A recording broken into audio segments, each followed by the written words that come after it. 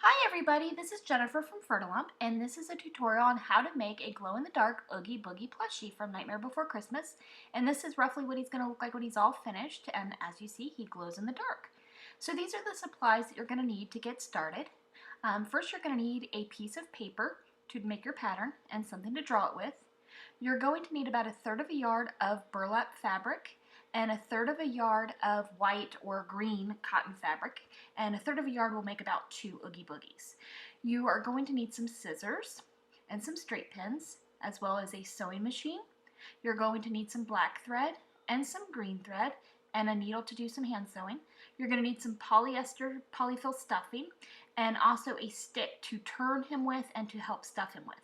A scrap of black felt, a piece of green or any color felt, some rice or beans, some glow-in-the-dark paint, which you can find at your craft store or Walmart, green preferably, and some textile medium, which will make that into fabric paint actually, some wax paper, a paintbrush and a cup to pour it in, and some fabric glue. So let's get started. First, you're going to start out by drawing your pattern, and you might take a few times to get him right, but you're just going to do a rough Oogie Boogie shape. Mine actually ended up on the thin side, so if you wanted to make him a little chubbier, you just use a bigger piece of paper than a piece of a copy paper. So once you've drawn him, you're going to go about 1/2 of an inch around. That's what my dash lines are, and that's going to be your seam allowance. So your body's going to end up the solid line, and you're going to stitch on the dotted line. So go ahead and cut him out. You can roughly design his mouth and eyes at this point, and those will come into play later. So what you'll do is you'll go ahead and cut out your pattern. As you see, it's on the folds. You're going to cut 2 out of burlap and 2 out of your white fabric. So go ahead and pin him down and cut him out. Again, you're going to cut where your dash line was. So you've got about 1/2 inch seam allowance around his body there. You leave his eyes and mouth alone. Those are just drawn for reference of where his head is. So once you've got him all cut out, what you're going to do is lay them out so that they mirror image themselves. So you turn his little head swirl, and you're going to place the white fabric, or you could use green, on top. And this is called flatlining. What you're basically going to do is stitch those together and treat them as one piece. And you're going to do this because the burlap is such an open weave fabric with a lot of holes in it that when we paint it, it's going to bleed through, and that's why you want that white fabric. So as you see, you want to make sure that they're mirror imaged so that when you stitch them together, he will have a front and a back. So you're going to just stitch each piece of burlap, the front and the back, to each piece of white fabric, front and back. Again, this is called flatlining. And I'm just doing this with a small zigzag stitch. The burlap is really bad about fraying, so stitching those together will prevent that. You're also going to create this little oval piece, and you can just kind of eyeball it to fit around the bottom. That's going to be the base, and we can reshape that later, but you also want to flatline that with white fabric. The wax paper is just to protect your work surface so that the paint doesn't stick to it. You'll go ahead and mix your paint, your green glow-in-the-dark paint, with your textile medium. And again, the textile medium is going to make your acrylic paint into fabric paint. It's going to keep it soft and not dry too stiff. And it'll also make it washable if for whatever reason you want to wash your Oogie Boogie. Mine is more of a Halloween decoration with a weighted bottom. If you didn't want to use burlap and you wanted to use something soft like fleece and green fleece and skip the whole painting process, you could make him a plushie for your little one to sleep with. But this is more of a Halloween decoration, and that's why we use burlap. As you see, I'm kind of just liberally painting the paint on to the front, the back, and also the oval base piece, and your little ones can help, as you see Leanne helping me. So you're just going to paint him really good and solid and cover him up. And as I said, it'll bleed through to the white fabric, and that's okay.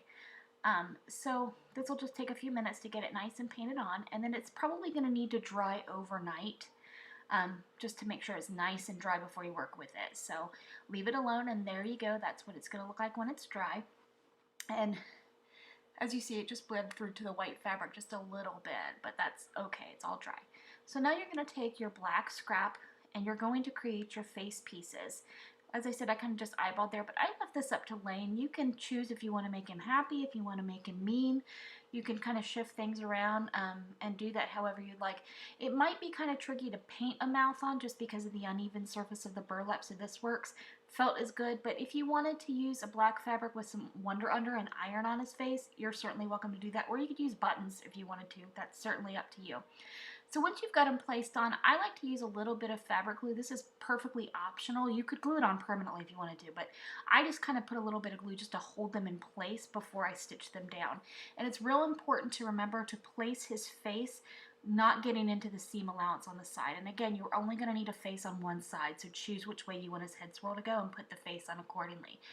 For the eye pieces, I wanted to reduce my stitch so there's more stitches per inch, just so there's really, because it's a tiny space. So once I've got those stitched on with black thread, what I did is I chose a decorative stitch on my sewing machine just to add a little bit of decoration around his mouth, just to kind of look like it's stitched on. You could do the same with his eyes if you wanted to. It was such a small space, I didn't feel like it was necessary. If you don't have a sewing machine with lots of fancy stitches, a zigzag would work fine, or you could just use a straight stitch. That's certainly up to you. You could also take some black embroidery floss and hand stitch it on with like rough X's, just to kind of make him look like he looks in the movie.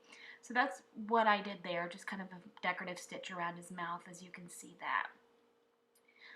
So once you've got his mouth and eyes stitched on, you're going to go ahead and put the two right sides together, burlap to burlap, kind of make them kiss like that, and go ahead and pin around the edge. And you want to make sure your seam allowance is taken up about a ½ inch, but leave the bottom open. That's going to be for turning and stuffing, as you see there. I used a straight stitch to go around, and you want to do it real slow around those little curves. And again, your seam allowance that you allowed yourself when you made the dashed lines. Once you've done that, you want to go in with some scissors and trim all the little curves. It's going to make it easier for turning those areas. So go ahead and just clip those and then turn his body. This is going to be the hardest part of the whole project because the fabric is kind of stiff. You want to go ahead and turn him and use that little poker tool to turn those little arms and everything right side out. This is when you're going to take your oval piece and you're going to eyeball it to see if it will fit now that opening of the bottom. As you see, I had to trim a little bit off of mine. This doesn't have to be a perfect fit, as you'll see. This is when I took my scrap piece of green felt, but you could use purple or any color you wanted to. You're just going to make a rough little square rectangle. Stitch all the way around and just leave a small opening about a finger width there, and that's just to stuff it with. If you don't have a funnel, you can just use a cone of paper to get your rice or your beans down in there.